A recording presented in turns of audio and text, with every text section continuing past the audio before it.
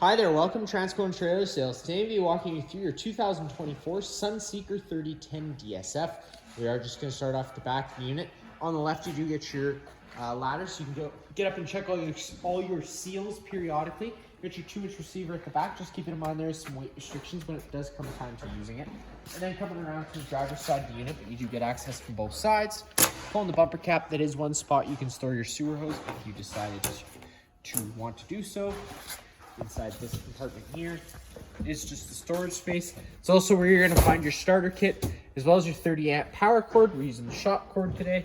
There is a little light here so you can push that button and see what you're doing while you're inside here. And up to my left is your standard 30 amp power cord connection. Your cord will pretty much look exactly the same as this, just in better shape hopefully.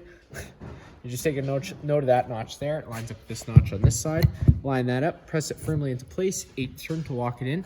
And then you normally have a threaded collar on there to really lock it down. Not only are you really locking the plug in, but you're going to be also sealing out any sort of moisture or water from making its way in during any time of rain. Just looks your 30 amp end looks exactly like this. If you have this, you can plug right into your campsite. You're good to go. But let's say you have the unit at home, you want to run your fridge, or your campsite only has 15 amp service, which is your standard household outlet. We do include that 15 amp park adapter. Just keep it in mind whenever you are using it, you won't be able to run your air conditioner. Right down below from this power cord, you get your sewer outlet. You got your sewer hose right there. Already connected up. You got your black valve on the left, gray valve on the right. If you ever have, whenever you're emptying this, you always want to empty your black valve first, as some of your dirtiest water filled from your toilets, and then you can come behind that with your gray valve. It's typically a little cleaner water filled from your sinks and your showers. City water connection, so if you're at a site with service, you can just run a garden hose in there, turn it on, pressurizes all those lines without needing to run your water pump. In these back compartments here, there'll be another compartment that looks exactly like this on the other side. You have these little Schrader valves that stick out of the back here. You're probably wondering what they're for. Those are for the airbags for the unit. Now it is pretty crucial to keep up with that. Normally you want to keep about 50 psi in them, and that's a good spot to leave it. Black tank flush right here, so if you're ever using that, it's just very important that you do read the caution sticker. It's just letting you know that whenever you are using it, you have to make sure that you have your sewer hose connected and your sewer valve open, so that way you can let that pressure all out of the tank as you're pushing it in. Gas fill, pretty self-explanatory. Now just keep it in mind, because this unit does have a generator on board that is plumbed into your gasoline tank. I know 87 octane, especially with today's fuel prices, is the best gasoline to run. Just keep it in mind, if you are just gonna run regular inside of here, which most people will, it doesn't hurt to run a little bit of fuel stabilizer in here every once in a while. Just run up your generator about once a month. That's just to stop that carburetor from sitting for too long. Couple storage compartments, not much you need to worry about there. Generator service port. Front of the unit, get your standard Ford chassis. And then coming around to the passenger side of the unit now. Get your main entryway door, which is where we'll be entering today. Behind this compartment is just a little access to your, for a garbage disposal, and it's got a little cap up top. And you got some storage compartments, hot water service port. When you first get to your campsite, you're going to want to remove this. Give that pressure relief valve a pull. A shot of water should come out of there, letting you know that the tank's full. This tank currently is drained, ready because it is wintertime here in Manitoba. So it wouldn't be safe to fire up, especially if you're firing on electricity. So again, before you fire it, just make sure you pull that pressure relief valve. There should be a shot of water coming out of there, letting you know that the tank's full. If you want to fire it up on gas, there's a reset procedure I'm going to go over. The button I'm going to refer to is just right here. Line those up, and that'll allow you to push it back into place. Over top of that, twist and lock into place. Down below, you get your gas service area. Flop that door down, you get your gas valve. Counterclockwise, nice and slowly, to open up the flow of propane. That's pretty much the only thing you need to worry about inside of here. Other than that, this is where you're going to be filling it up, but of course you're going to have to go to a certified pump station for that to go on. Inside this back compartment here is just this other side of your storage space. You get your fresh water fill right here. So if you're out boondocking or you just want to travel around with some water, that's how you could siphon some in. That's what your water pump draws off of. And then inside this compartment, flipping that door down, At the back here is a little false panel. Open up the door, flop that down. That's not only where you get access to your water filter, where you're going to see this unit is still currently winterized because it's cold here in Manitoba. Get your low point drain as well as your fresh tank drain, another hot line for your cold point drain, and then you do get your bypass hose for winterization. So that's where you're going to get access to that water pump for that.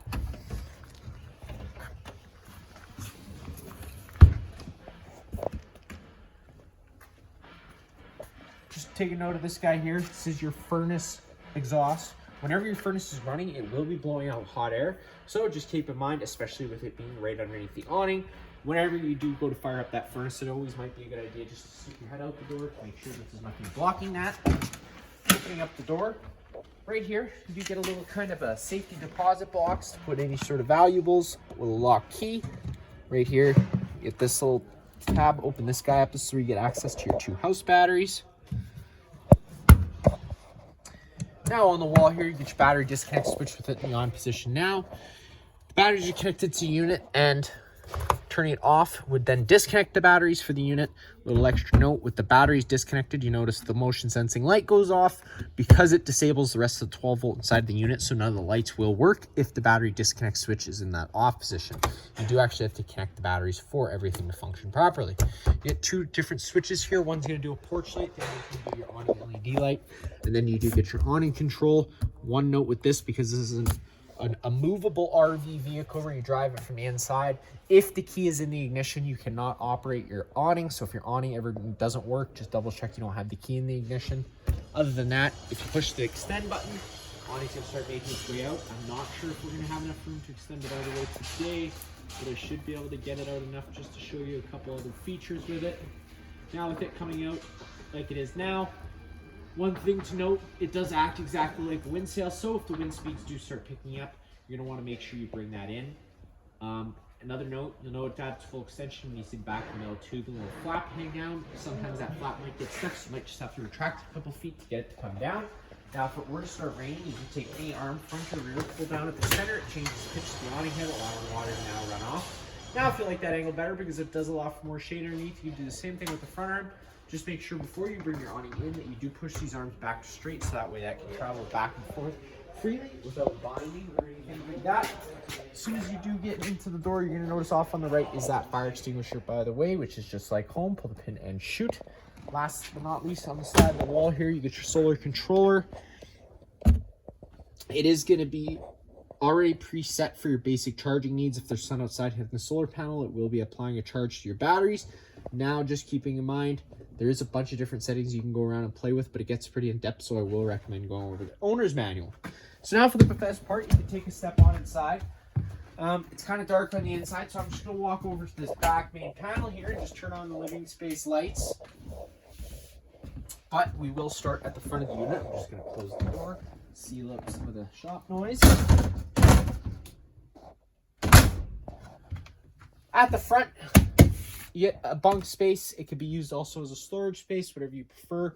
Right now you have this little panel piece moved out of the way.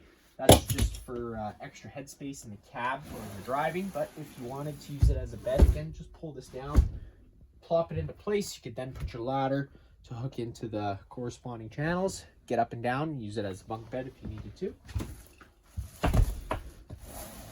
You do get a couple different sleepers. Right here, you get a DVD player inside of this unit. It's plugged into the wall. USB's plugged in. Sorry, HDMI. Opening up this panel. This is the main coax outlet. You notice this little black button. It's turning that green light on the wall. It's also turning the antenna on the roof. It's also going to improve radio frequency and cell phone frequency. So we always recommend leaving it on whenever you can, but trying to remember to turn it off whenever you're not using it. It's pretty crucial as it does draw battery power. You do get right on the top MagSafe charger, so you put your phone on top of it. As long as your phone does have that function, you can charge up your phone. You get your TV on the wall. Not only is it your TV, but it does also operate as a sound bar. It's got FM transmitter, so it's the radio for the unit as well. You just have to flip through the source options to get to that. In here is pretty much your kitchen space. Tons of storage space even behind the TV. If you pick up on it, it's got gas struts that'll help itself up. Get a little extra hidden kind of storage space, which is kind of cool. Again, whenever you are using any of the storage in this unit, just being mindful of drains, water lines, and wiring. You're not going to be wanting to affect any of that. Right below the sink here, you're going to notice this panel. It's held in with 4 screws. Removing the 4 screws would then allow this panel to pop out of place. That would give you access to the back of the water heater for winterization. Behind me, you get your sofa and your dinette seat. Keeping in mind, in Manitoba anyways, whenever you are traveling, you are limited to the number of passengers, to the number of seat belts. So you got 2 seat belts here, and I believe there's 4 in the bunk space. So you're limited to that amount of passengers. Just keep that in mind whenever you are using this unit. I'm going to go over some quick propane notes here. Before we do that, I should probably tell you how to open up the slides. So you do have to have the key in the ignition in the on position, and you do also have to have the parking brake set. Once that's done, you can come over to this back wall here. Now, before you ever run any of your slide outs, I do recommend doing a quick visual check because this unit moves. You want to make sure on the inside nothing's shifted. It's going to get caught in between the slide out and the wall, causing any sort of damage. And then, of course, just on the outside, making sure you have enough space to run that slide out without running it into anything. Once you do those checks, you can push the out button. The slide out's going to start making its way out. Once the slide out does reach its full extension, you're going to hear the motors wind up and click. Do this main slide first. Heard the clicking, so it's at its full extension. Now if you walk a couple steps back, on the wall to my left, there's another switch. Push the button down, the back slide is going to start making its way out. Again, doing the same checks, and once this slide out reaches its full extension, you hear the motors will wind up and quit again. And you can let off that button, and you're all done. Now, because this unit is equipped with propane, you got your LP detector right here near the ground. If this guy ever starts going off, don't panic. Just turn off the main supply at the side of the unit, open up some windows and vents, and get some fresh oxygen inside of here. And because we've just brought up propane, we got our propane stove. Now, whenever you first get to your campsite, I always recommend firing up your stove first thing, and that's because it's your sure shot way to purge the system, which makes everything else propane fire up smoothly behind it. And the reason I say that is stuff like your water heater and your furnace will only try lighting themselves a couple times if they don't sense a flame because there's no gas at it yet.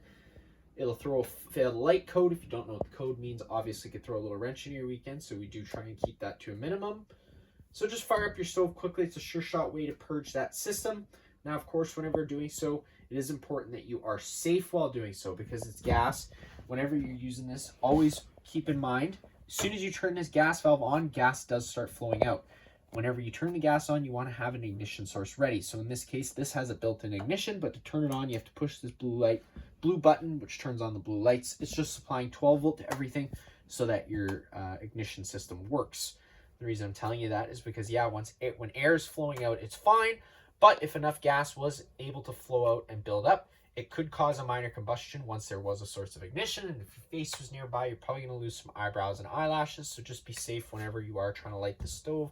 Maybe hold your face back a little bit. It's probably a good idea. But just take this knob, push it in, turn it over to the high option. It lit. Obviously, it lit pretty quick today. That's only because I had the system running earlier. Sometimes it can take a few seconds to a few minutes, so just be patient with it. And if you do ever start smelling propane, don't try keeping to light it. Make sure you do air it out quite a bit before you try lighting anything else again. But you see, it does fire up pretty quickly. Again, it doesn't take long, just firing it up for a few minutes and allowing that propane to start flowing through. We'll just allow everything else to fire up smoothly behind it. Convection oven right down below, straightforward, not much I need to show you there. You get your fridge and freezer combo. The controls for all that are just right here. You got cool, and then you got coldest. Coldest is obviously the coldest option, and then there's cold and cool. Off to turn it off. Always making sure before travel, you do latch that on this fridge. Without this latch, this fridge is allowed to open up freely. So if you had a bunch of stuff in there, took a good turn, everything is probably going to make its way on the floor. It's going to cause probably a mess. Up on the wall here, you get your main control panel for the unit. Generator start stop switch. This is how you turn the generator on or off. Push and hold the down button for probably 5 to 10 seconds, depending on when the last time you fired it up. That's just priming the carburetor full of fuel. Once that's done, let off the button, give it a second, hit the start button, and you hear that generator does fire up right away. start stop switch to turn that off. Again, I do recommend running this generator at least once a month, especially with a load on it, whether that means your air conditioner running or your microwave. And again, that's just to keep fuel flowing through everything so that your carburetor doesn't get all gunged up and you have to bring it to us for service or a local generator place. Light switches, obviously turn on the kitchen space and the living room lights. Water pump turns on your water pump, which does draw out of your fresh tank. And then you get your water heater options, fired on gas or electric. If you do fire it on electric, it is very important that you do make sure that there's water already in the tank, because if you turn that on, it only takes a few seconds for that probe to be out of water for it to burn itself out. It's about 120 bucks just for the parts, so again, it gets pretty costly pretty quick. If you do go to fire it up on gas, push that button up. This fault light's going to come on. The water heater is now going to try lighting itself 3 times. If on the third try it didn't light, this fault light's going to stay on. At that point, you do just have to turn this switch off, go hit that reset button I showed you earlier, and then come try turning this switch back on.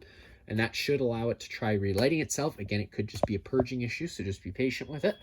Driver's side rear light. It's a little light on the driver's side by the dump station so that you can see what you're doing at nighttime if you needed help with that. Inside here, you get a little sliding pantry space area. Taking a step up, you get the back of the unit. This is the bathroom area as well as the bedroom space. Now you're probably wondering, wow, there's not a lot of privacy in here, but they did kind of think of that. If you open up the bathroom door, there is a little magnet catch on the bottom, locks that door into place, so that way you do get a little bit of privacy, especially if you're coming out of the shower. Opening it up, you can have your own privacy in the back. On this side here, you get your toilet space with a sink. There is a mini GFI plug here in the wall, so if you ever have an outlet that doesn't work, this would be the first place I'd check. Sometimes they can trip for the oddest reasons. It's supposed to be due to moisture, but again, things do weird things sometimes, so just double check that this isn't tripped if you plug something in and it didn't work.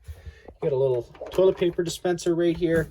Then on the other side, your shower, and then behind us, you do get your bedroom space. Pretty standard bedroom space. If you pick up at the foot of the bed, it does lift up and open you up a little storage space for any sort of blankets. Now, if you get below the bed here, this little panel, pop it open. This is your main fuse and breaker panel. Whenever a breaker trips, it'll sit in the middle, so you just have to turn it off and then back on again to reset it. All the corresponding fuses will be on your right.